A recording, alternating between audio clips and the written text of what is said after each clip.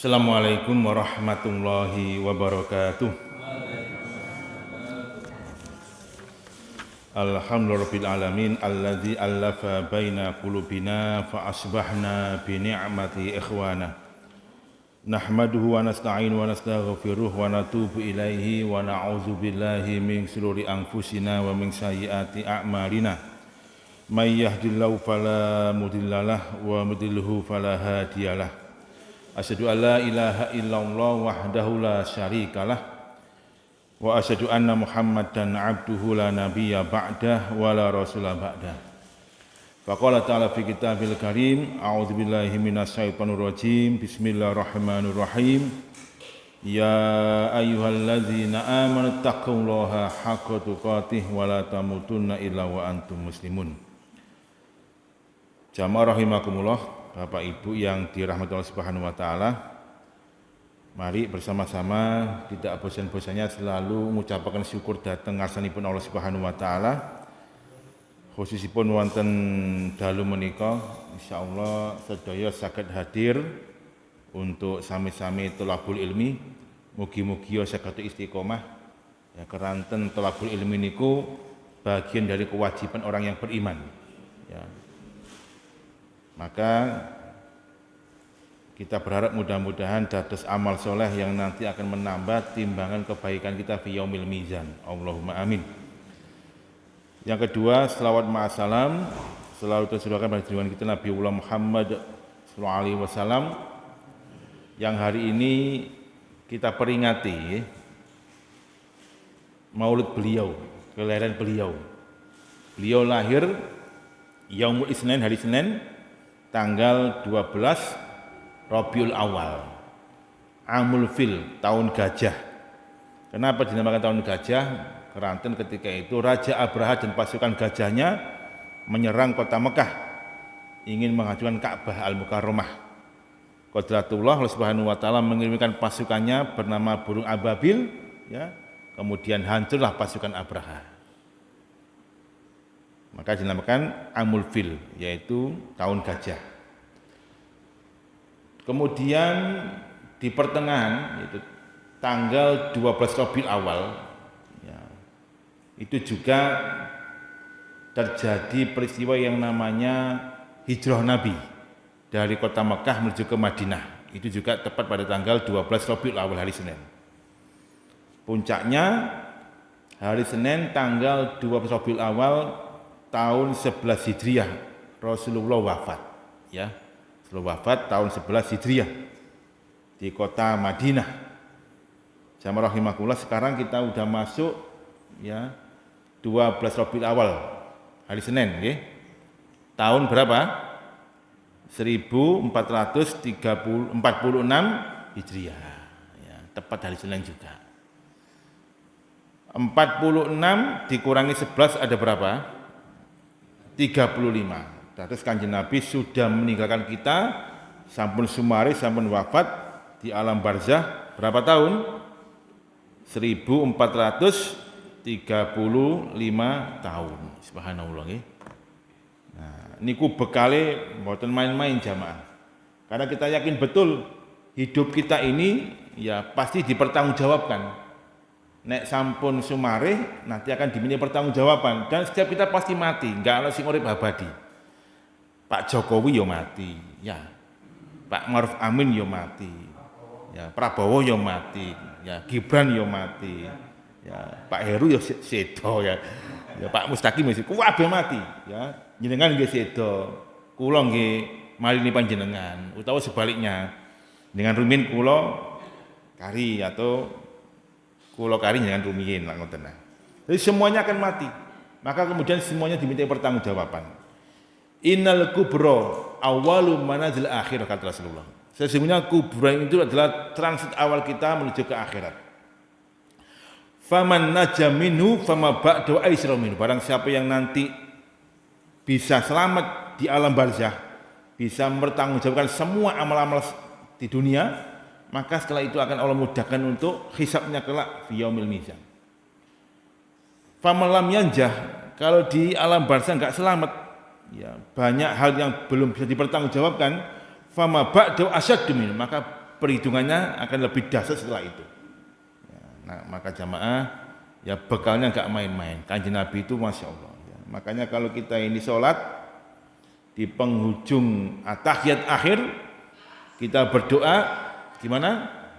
Allahumma inni a'udzubika min azabi jahannam. Duh Gusti Allah dalam berlindung kepada panjenengan dari azab jahannam.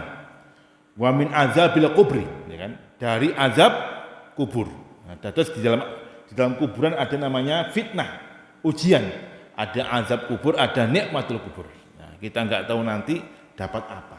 Tapi yang jelas, ayo kita istiqomai setiap ba'da tahiyat akhir kita berdoa seperti itu agar kita terbebaskan dari azab kubur. Nah, jamaah rahimakumullah, apa sih bekal yang Rasul lakukan sehingga beliau ini luar biasa? Di antara bekal yang istimewa yang wajib kita tekuni adalah iqamatus sholat, menegakkan sholat. Ini jangan sampai teledor dengan sholat kita. Saya gambarkan satu mawon. Ada sahabat Nabi bernama Robi'ah bin Ka'ab al-Aslami. Sahabat boten terkenal, piyantun biasa-biasa mawon. Tapi Robi'ah ini dapat durian runtuh. Ya, dapat ya rezeki. Karena ketika itu dia diajak Rasul untuk mabit ke rumahnya. Robi'ah, ikut aku, mabit ke rumahku. Nah, nginep. Wah, masya Allah ya. Wong biasa-biasa mawon dijak nginep ke rumahnya Kanjeng Nabi. Masya Allah. Senenge setengah mati. Nek wong Jawa ngomong senenge ora jamak. Ya, gitu. Koyok jenengan ya Pak Mustaqim tiba-tiba ditawari Pak Jokowi nginep. Nginep nang omahku, ya apa? Ya, koyok durian runtuh ya. Ora sudi Pak. Ya. Nah, Robi'ah bin Ka'ab Aslami ini ketika diajak nginep ke rumah Rasulullah, masya Allah dia sregep jamaah. Karena ini kesempatan emas. Bagaimana beliau ini berkhidmah, ya ngabdi kepada Rasulullah. Maka rumahnya dibersihkan, tempat air wudhu dipenuhi, semuanya dipersiapkan. Rasul mengawati, wah sregep hari ini, gitu ya. Tuan rumah kalau ada tamunya sregep pasti tuan rumah itu bungah manai, ya kan? Ya, makanya jenengan kalau diajak nginep ke rumahnya famili teman, kudu sregep. Ya engko istilah, nek jenengan sregep tuan rumahnya akan seneng. Ojo dijak nginep ket teko oma langsung takon napa password wifi ne. Wah, iki jenenge main HP nang omahe ya. Setelah besok paginya Robi'ah dipanggil oleh Rasul, ya Robi'ah ke sini kamu. Aku ndelok sampean kok sregep, ya tekun, sekarang tak kasih hadiah. Salni katanya, mintalah kepadaku apa yang kamu inginkan. Nah ini kesempatan jamaah. Maka Robi'ah mengatakan, ya Rasulullah, as'aluka murafiqataka fil jannah. Duh Kanjeng Nabi, dalam nyuwun depan panjenengan jadi temani panjenengan di surga. Murafiqataka fil jannah, jadi teman jenengan di surga. Ya napa ngoten niku?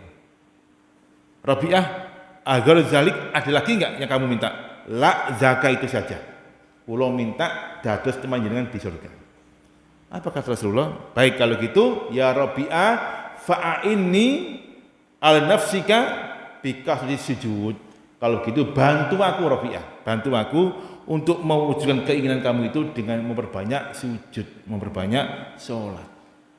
Dados jamaah, kalau kita ingin selamat di alam barzah, kita ingin selamat mlebu swarga bersama Rasulullah, tegakkan sholat. Jangan sampai lowong satu ya dari kewajiban sholat kita. 5 waktu kita jangkepi ditambah dengan nawafil rawatib kita, sehingga nanti kita bisa masuk surga bersama Rasulullah SAW. Itu bekal yang paling utama. Ya. Baik jamaah rahimahullah, hari ini saya akan mengkaji tentang bagaimana kita mengenal sosok Kanjeng Nabi, bagaimana postur Rasulullah ini, ya, mulai dari ujung rambut sampai ujung kaki itu bagaimana Rasulullah itu.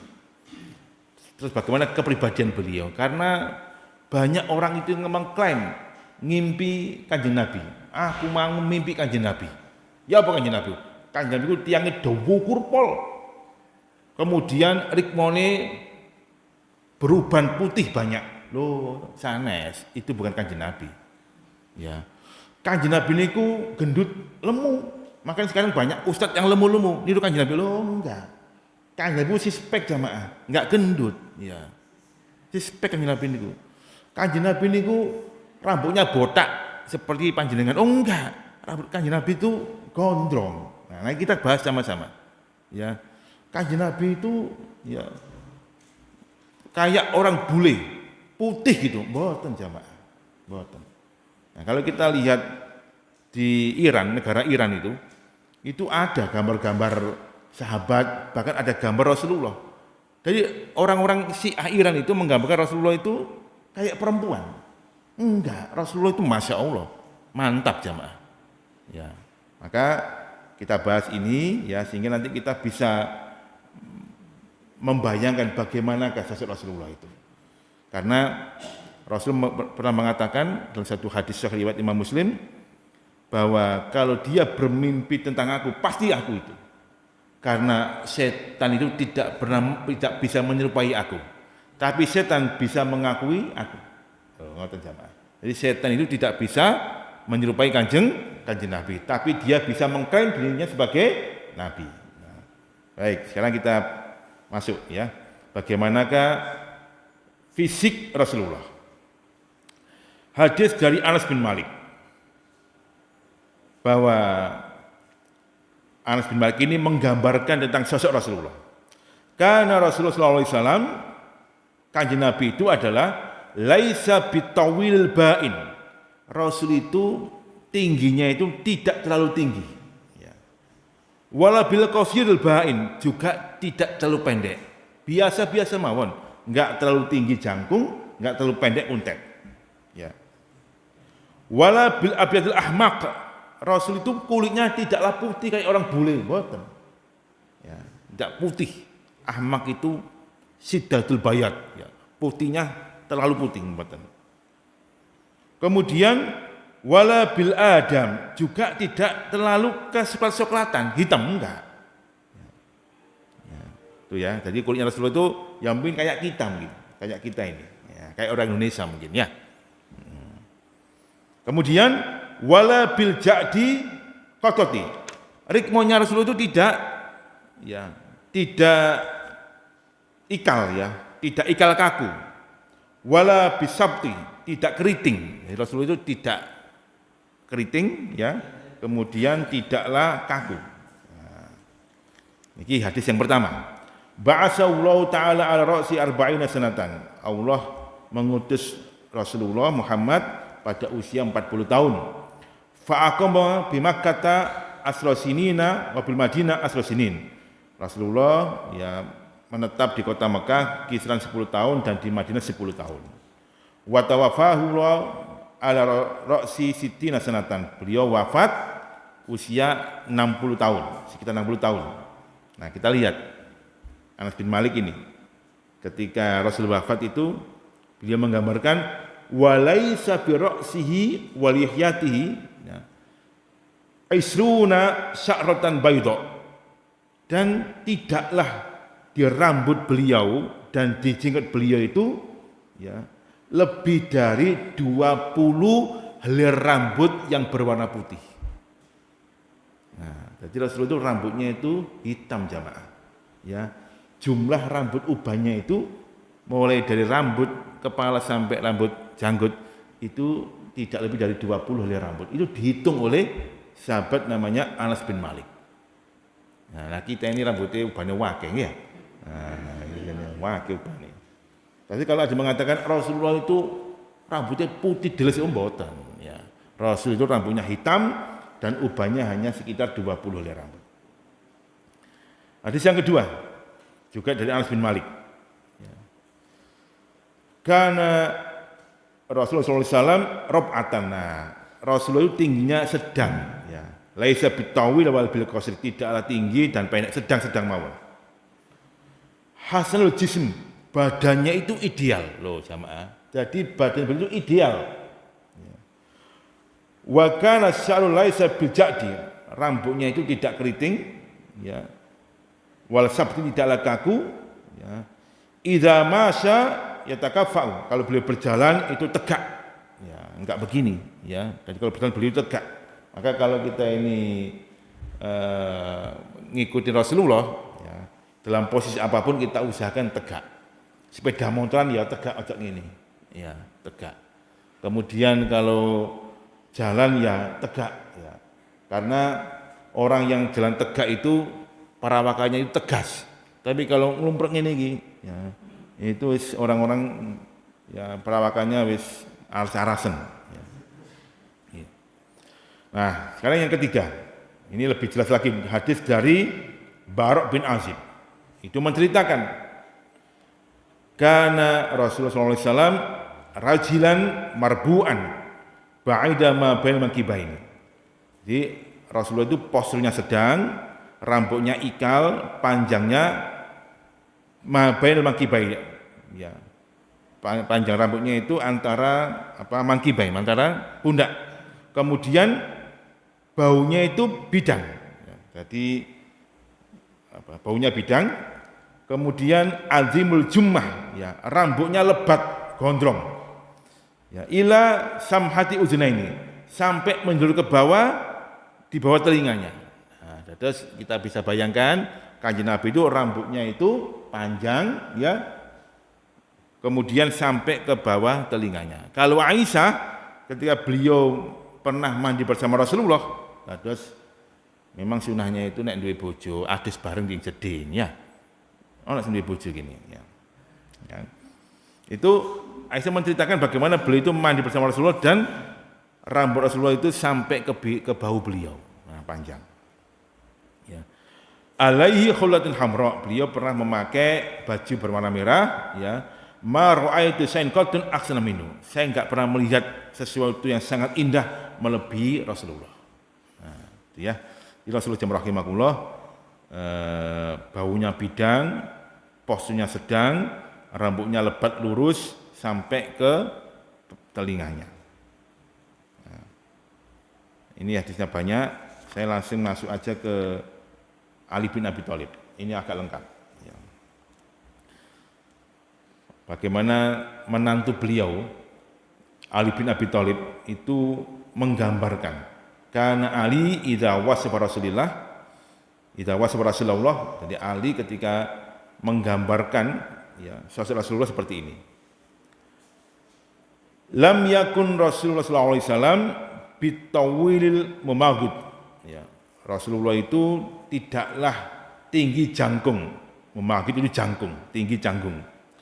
Wala bil qasil mutaraddid, bukanlah pendek, ya, pendek kuntet.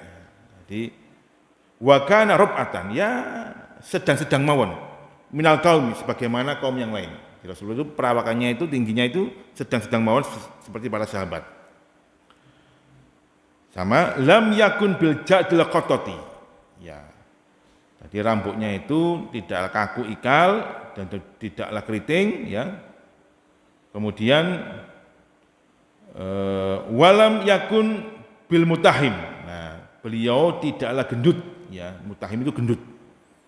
Nah, perutnya gendut mboten, ya. Wala bil mulakasim, dan wajah beliau itu tidak lonjong lancip, tapi bulat. Wajhu tadbir, bulat. Jadi wajah Rasulullah itu bulat, tidak lonjong lancip. Mungkin bulat kayak saya gini. Saya ini bulat apa lonjong, Pak? Nah, itu kan dia. Ya. Ya. Kemudian, ya, makanya ada sahabat Nabi itu suatu ketika Rasulullah itu keluar dari tempat tinggal beliau pas bulan purnama. Nah, keluar sahabat ini mersani Kanjeng Nabi. Wajah bulan, ya. Jadi pas di bulan itu purnama, wajah bulan. Akhirnya beliau berkesimpulan, demi Allah wajah beliau itu lebih indah daripada bulan purnama, ya. Karena sama-sama bulan, ya. Kemudian, ya, Rasulullah itu aju ainain, matanya itu tajam, ya, tajam. Jadi kalau melihat itu tajam sekali. Ya.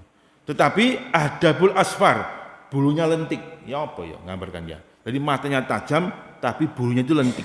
Ya. Nah, kemudian jalil masyas wal katadi ajrod. Ya. Zu masrobin. Ya, Rasulullah itu punya bulu, ya bulu yang lurus sampai ke pusat beliau. Jadi dadanya ini bidang dan berbulu. Ya. Sanul kafaini wal qadamaini. Nah, ini Rasulullah ini jamaah sosok ya Rasul hamba Allah yang pekerja keras. Makanya disebutkan sanul kafain wal qadamaini. Telapak tangannya ini tebal, ngapal, dan telapak kakinya pun juga tebal. Ya, enggak halus kayak awan-awan ngeten iki, ya tebal. Kemudian wa iza iltafa ma'an. Rasul itu kalau dipanggil itu menoleh, maka menolehnya bersama-sama. Misalkan ya Muhammad, ya Rasulullah, langsung badan, kepalanya noleh semuanya. Ya, tidak ya Rasulullah enggak begini, tapi semuanya menoleh. Ya. Baina katifaihi khatamun nubuwah. Di antara kedua pundaknya itu ada tanda kenabian. Ya. Wa huwa khatamun nabiin, itu adalah tanda kenabian. Jadi di antara pundak beliau itu tengah-tengah di bawah unuk, di bawah lehernya itu ada tanda kenabian. Nah, jamaah, ini orang mengatakan kalau enggak membaca hadisnya mengatakan tanda kenabian Rasulullah itu bertuliskan Muhammad Rasulullah. Enggak. Ya.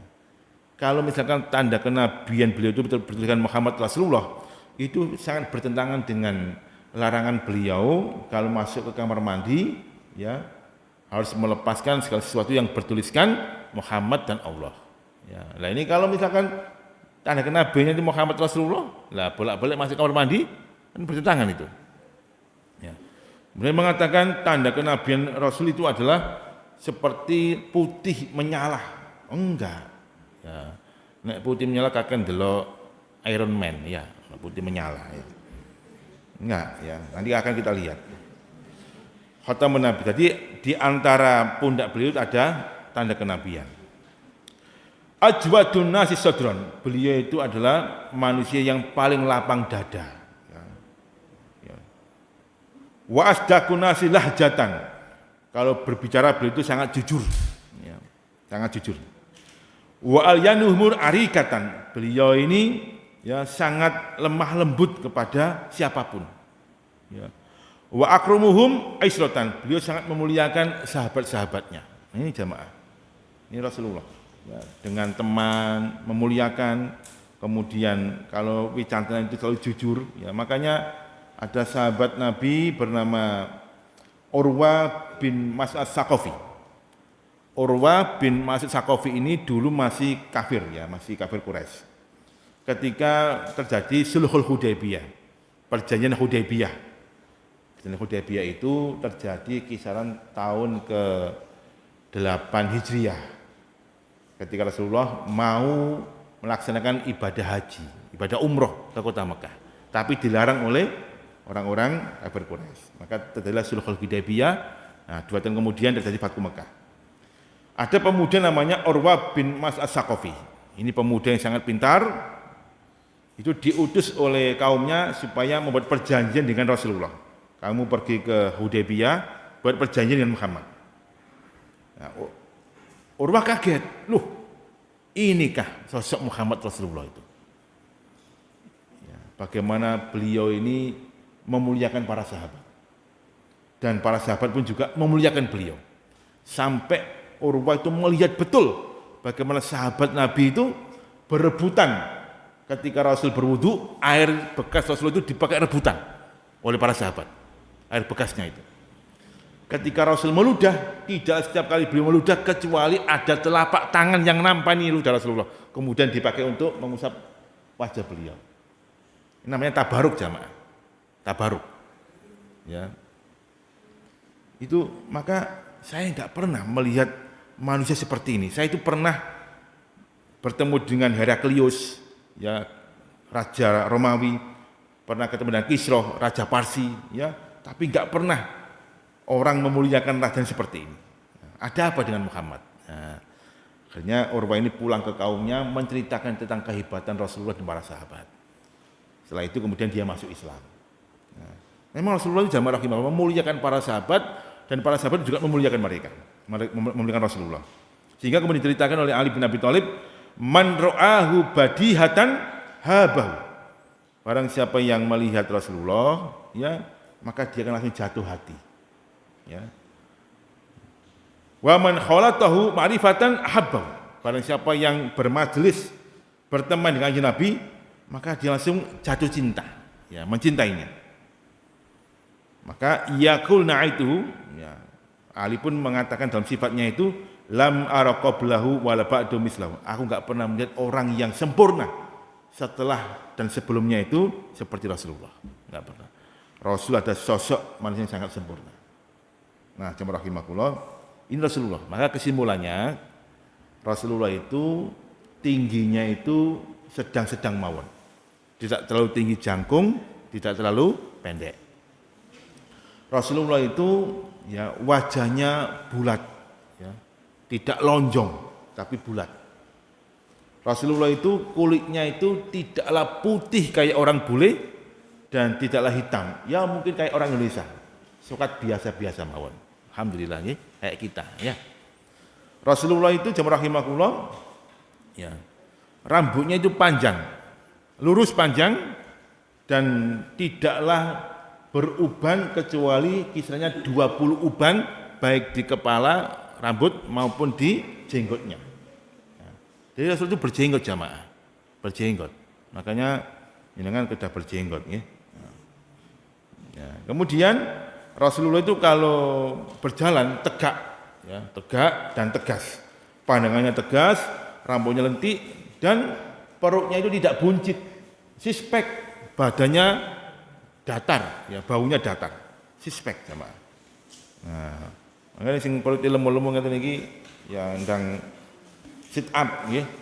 Ya. Sit up cekak kelemon. On. Itu tentang Rasulullah dari sisi fisiknya. Ya, banyak sekali hadis dari beliau tentang sisi fisiknya. Ya. Saya bacakan lagi ya, bagaimana para sahabat tentang Rasulullah. Ya, ini dari Jabir bin Samroh. Ya. Ra'aitu Rasulullah SAW fi lailatin. Saya pernah melihat kanjeng Nabi itu di malam hari. Nah, ini. Wa alaihi khulfatun hamra. Ketika itu beliau keluar dari tempat tinggal memakai jubah berwarna merah. Faja'altu anzuru ilaihi wa ilal qamar. Nah, ketika itu pas saya lihat beliau di bawah bulatan bulan purnama. Maka saya melihat antara bulan purnama dan wajah beliau. Anzuru ilaihi ila qamar. Bulan wajah. Akhirnya saya berkesimpulan falahu wa indi ahsanu minal qamar. Bagi saya Rasulullah itu lebih indah daripada bulan purnama. Nah, itu ya. Ada lagi yang bertanya, ya, agana wajah Rasulullah misal saif, apakah wajah Rasulullah itu seperti kilatan pedang? Ya. La bal mislu qamar. Tidak. Wajah beliau itu seperti bulan purnama. Baik, jadi itu ya. Sekarang kita lihat bagaimana khotam nubuahnya, ya, tanda kenabiannya itu. Ini yang menjadikan salah seorang badui itu masuk surga. Jadi ketika Rasulullah itu sakit, ya, sakit parah, menjelang ajal, Rasul melakukan tahkim, ya, sidang di masjid beliau. Beliau dengan posisi lemas berdiri dengan mengatakan, siapa yang pernah saya sakiti, yang saya pernah menyakiti, datang menghadap saya, maka silakan melakukan hukum kisos, pembalasan. Hening ketika itu jamaah, nggak ada satupun yang berani berdiri karena memang posisi beliau sangat sakit. Tiba-tiba ada salah seorang laki-laki badui berdiri, aneh Rasulullah. Nah, baik, maju ke sini. Ya Rasulullah, ketika itu saya enggak tahu jenengan dalam posisi sengaja apa tidak tongkat panjenengan itu mengenai kepala saya. Mengenai kepala saya. Ya. Dan saya merasa sakit ketika itu. Hal ini saya minta pengadilan. Baik, pembalasan, silakan. Umar sudah gedek-gedek itu Umar itu. Ya Rasulullah, biarkan saya saja menggantikan panjenengan. Enggak Umar, ini urusan saya dengan dia. Baik. Ya Rasulullah, maka tongkat ini diberikan kepada pemuda itu, Badui itu. Ya Rasulullah, ketika itu jenengan dalam posisi tidak memakai baju. Nah, tidak memakai baju. Maka saya minta jenengan juga tidak memakai baju. Maka Rasul pun melepas bajunya, jamaah. Wah, para jamaah itu gedem-gedem. Ah, ini kurang ajar ini. Wis Kanjeng Nabi sudah seperti itu malah kau buka baju kalian. Ya. Nah, ketika Rasul membuka baju, kelihatanlah khotam nabuwah. Kelihatan sekali tanda kenabian di belakang, ya, antara pundak beliau, di belakang, di bawah unuk, di bawah leher beliau. Kelihatan sekali tanda kenabian. Maka kemudian orang Badui ini kemudian langsung memeluk Rasulullah dan mencium tanda kenabian beliau. Ya Rasulullah, katanya, ini ya minal ajam. Bukan Nabi, aku ini orang yang ajam, orang Badui, orang yang jauh dari Anda. Ya, arju bidukul jannah ma'aka. Saya memohon kepada Allah agar bisa masuk bersama Anda. Apa kata Rasulullah? Anta ma'aman ahbabta fil jannah. Kamu akan bersama orang yang kamu cintai di surga. Nah, jamaah rahimahullah. Jadi ada tanda kenabian. Sekarang kita lihat bagaimanakah tanda kenabian beliau. Ya. Jabir bin Samroh itu mengatakan seperti ini. Ra'aitu khatama baina katifai Rasulillah. Ya. Saya melihat tanda kenabian Rasulullah itu di antara dua pundak beliau. Itu mislu baidatul hamama. Itu seperti telur merpati. Ya, bulat seperti telur merpati. Nah, itu ya. Yang kedua, ini ada sahabat Nabi bernama Sa'ib bin Yazid. Itu bercerita. Ketika saya masih kecil, ya, saya diajak bibi saya. Zahabtu bi kholati ila Nabi. Ketika saya masih kecil, saya diajak bibi saya kepada Rasulullah. Kemudian bibi saya berkata, ya Rasulullah, inna bena ukhti wajiun. Kanjeng Nabi, ini ponakan saya ini sedang sakit panas. Sakit panas. Saya minta tombo supaya ponakan saya sembuh. Maka famasaka Nabi sallallahu alaihi wasallam roksi. Maka ketika itu Rasul pun mengusap kepala saya. Diusap kepalanya, wada'ali bil barokah. Kemudian Rasul mendoakan untukku keberkahan. Wa tawaddu'a, ya. Dan Rasul pun berwudu. Ya. Fasyaribtu min wudu'i. Nah, bekas air wudu Rasul itu saya minum. Nah, ini namanya tabaruk lagi.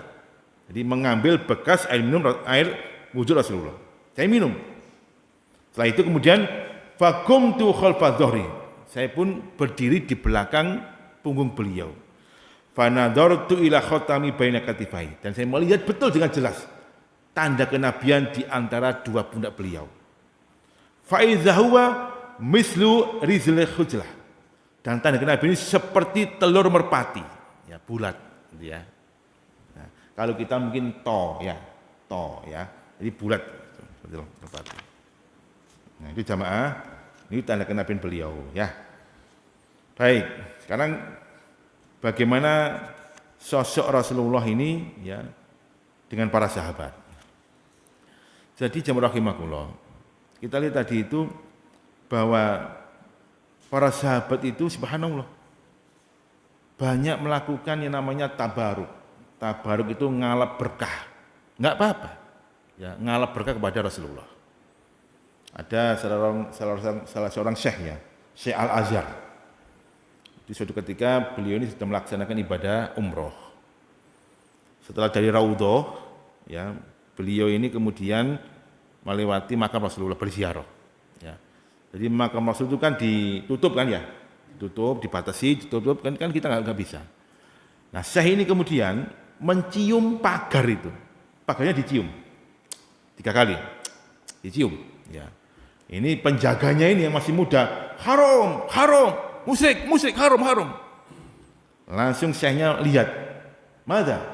Kaget ini pemuda ini, masya Allah. Syekh, memang orang terkenal namanya Syekh Al-Mutawalli Sya'rawi, ya, Syekh Al-Azhar. Awan Syekh, di sini kan, ta'alahuna.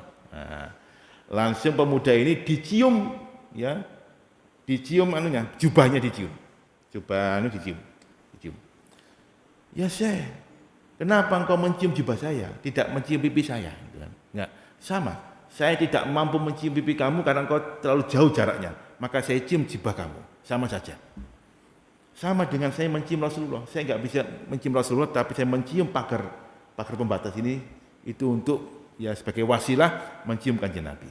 Nah, Dados jamaah rahimakumullah, kita ini bertabaruk ya mengalap berkah dari peninggalan kanjeng Nabi itu mboten napa-napa. Hadisnya banyak. Sisa Rasulullah itu udah nggak ada jamaah. Jadi kalau ada mengatakan ada rambut Rasulullah, jadi Rasulullah itu pernah ketika tahun ke-9 Hijriah, beliau melaksanakan haji wada, haji ya, maaf tahun ke-10, haji wada, haji yang pertama kali dan terakhir, karena tahun 11 beliau wafat. Ketika Rasulullah itu melakukan lempar jumroh Aqobah, kemudian beliau ke Mina tanggal 10 Dzulhijjah, kan lempar jumroh Aqobah. Ya. Kemudian namanya tahalul awal. Tahalul awalnya itu memotong rambut. Nah, rambut Rasulullah ini dibagi-bagikan jamaah. Jadi Rasul memanggil tukang cukur, ya ahlik sya'ri, potong rambut saya. Sebelah kanan dulu dipotong, rambutnya ini dikasihkan ke para sahabat. Wow, rebutan ini jamaah. Rebutan rambut Rasulullah. Nah, ini boleh buat berkah. Ya. Nah sekarang rambut Rasulullah nggak ada udah nggak ada. Jadi kalau ada habaib nggawa rambut ya atau Ustaz Selamat nggawa rambut Rasulullah, itu bukan rambut Rasulullah itu. Bukan rambut Rasulullah itu. Ya, bukan rambut Rasulullah. Udah nggak ada rambut Rasulullah itu, udah lenyap. Ya, sisa 1-2 helai ada di museum Turki. Ya. Yang di bawah-bawah kan pewanjang gini itu bukan rambut Rasulullah itu, ya. Palsu itu jamaah. Nah, itu ya. Terus ngalap berkah dari sisa bekas Rasulullah itu masruk disyariatkan, mboten napa-napa. Ada lagi Rasulullah itu suka minuman jamaah. Ada 3 minuman yang Rasul sangat suka. Sehingga sampai Rasul mengatakan kalau kamu dikasih ini jangan kamu tolak. Yang pertama maun Zamzam. Dengan dikasih maun Zamzam ojo ditolak. Monggo Zamzam Pak, mah gak gelem aku. Wah, jangan ya, maun Zamzam. Itu minuman Rasulullah. Yang kedua, nabid itu adalah rendaman buah kurma. Itu juga minuman kanjeng Nabi. Yang ketiga, laban susu. Suatu ketika mari sembahyang subuh, Rasulullah mengajak Ibnu Abbas dan Khalid bin Walid untuk berkunjung ke rumah Maimunah. Maimunah itu salah satu garwane kanjeng Nabi. Itu bibiknya Ibnu Abbas dan Khalid bin Walid. Rasul ke rumah Maimunah. Nah, ternyata Maimunah menyediakan air susu 1 gelas. Loh ya apa sih? Aku ini nggawa arek loro, dikai 1 gelas susu. Ya, langsung berbagi, maka diminumlah sebagiannya. Diminum, kemudian yang sebagiannya dikasih pada Ibnu Abbas. Ya Ibnu Abbas, hadza masrabun laka. Ini sisa minuman untuk kamu. Nah, senang Ibnu Abbas. Wah, dapat sisa minuman ini kanjeng Nabi. Inturid tu'sir akhoka. Kalau kamu mau, utamakan dulu kakakmu ini, Khalid bin Walid. Apa kata Ibnu Abbas? Lah, enggak mau. Hadza su'muka, ini bekas panjenengan, li untuk saya aja. Jadi bekasnya Rasulullah hanya diminum oleh Ibnu Abbas. Khalid gak dikasih. Nah, itu jamaah. Jadi ada kesempatan yang lainnya gak dikasih karena ini adalah berkah. Nah, nek bekas ini ya digawe rebutan ya. Enggak ono apa-apaan. Ya. Rasulullah itu jamaah rahimahullah dengan istri-istrinya sangat mencintai. Bahkan masalah makanan Rasul enggak pernah mencaci maki. Ya. Ma'ab Rasulullah to'aman qotun. Rasul enggak pernah mencaci maki atau mungkin menjelekkan satu makanan sama sekali. Enggak. inistahahu akalahu wa in karihahu tarakahu. Kalau Rasul itu kepingin mau ya dimakan, kalau enggak ditinggalkan. Ya. Bahkan suatu ketika ketika masuk ke rumah Aisyah, beliau mau makan enggak ada apa-apa, hanya ada cuka. Jadi hanya ada cuka. Rasul pun memuji dengan mengatakan, ya nikmal idami al-khal. Ya, sebaik-baik lauk adalah cuka. Sampai dipuji seperti itu. Ya, cuka itu ya apa sih rasanya ya? Tapi Kanjeng Nabi itu tetap memuji nikmal idam al-khal. Ya senikmat-nikmatnya lauk makanan adalah cuka ini loh jamaah. Supaya apa? Menjaga manai bojone ya. Jadi kan ngoten ya. Ya. Kalau misalkan kasinen ya ngomong sing apik ya. Bu iki mah kok rodok kasinen nih. Kecampuran umbel jenengan. Ojo dicaci maki yang enggak baik. Ya. Jamaah rahimakumullah. Rasulullah itu juga suka memakai wangi-wangian. Ya. Memakai wangi-wangian. Ya. Wong wedok bagaimana? Wong wedok juga boleh pakai wangi-wangian, tapi ada syaratnya. Ya, kita lihat bagaimana Rasul mengisyaratkan wangi-wangian. Ya. Salasun la turaddu. Ada 3 hal kalau kamu itu dikasih jangan ditolak. Jadi kalau jenengan dikasih jangan ditolak. Yang pertama al-wasaid, bantal. Nek jenengan dikasih bantal ojo ditolak, trimon iku jenengan dikon turu ya. Yang kedua al-laban, susu. Ya, jenengan dikasih susu jangan ditolak. Karena susu adalah unjukannya Kanjeng Nabi. Ya. Yang ketiga atib, yaitu minyak wangi. Ya, minyak wangi. Makanya masjid itu mestinya kalau Jumatan ada petugas 1-2 orang bawa minyak wangi. Setiap ada yang masuk kasih minyak wangi supaya wangi. Nah, bagaimana minyak wangi laki dan perempuan ada bedanya jamaah. Ini terakhir ini. Ya. Rasul mengatakan tibur rijal ma zuharihu wa khawfiya launu. Minyak wangi wong lanang itu adalah zuharihu, baunya semerbak. Ya, baunya muncul semerbak. Wa khawfiya launu, tapi warnanya itu enggak kelihatan. Mungkin warnanya putih atau soft ya, tapi baunya itu semerbak. Ya. Watibun nisa, adapun minyak wangi wong wedok, ma zuhara launuhu wa khabarihu. Ya. Warnanya itu bisa mencolok, ya, mungkin warnanya merah atau apa mencolok, tetapi wa khabarihu. Baunya itu soft, tidak terlalu ya semerbak, biasa mawon. Ya tetap nggih minyak wangi. Kalau enggak minyak wangian ya tonggone samping roko apek digawe. Nah, tentu nggih minyak wangi ya. Tapi jangan terlalu ya semerbak. Ngare gak khusyuk imame engko. Ya. Kula niku jamaah nek budal kerja ya. Kan ngantuk, bedane ngantuk. Ngoten niku nek disalip wong wedok, breng ngantuk ilang. Wes masalah wangine ya. Nggih. Ya kok ngoten niku jenengan nek nang masjid ojo nggih minyak wangi nemen-nemen engko imame gak khusyuk. Allahu Akbar. Masya Allah wangine iki mesti ayu wong iki rek. Nah, nggih. Oh nggih, itu beberapa hal berkaitan dengan fisik Rasulullah. Makanya kalau kita nanti ada orang bercerita tentang fisik Rasulullah, kita bisa menggambarkan seperti itu. Nggih. Demikian semoga bermanfaat. Selamat bermaulid Nabi. Aku lupa lihada. Assalamualaikum warahmatullahi wabarakatuh.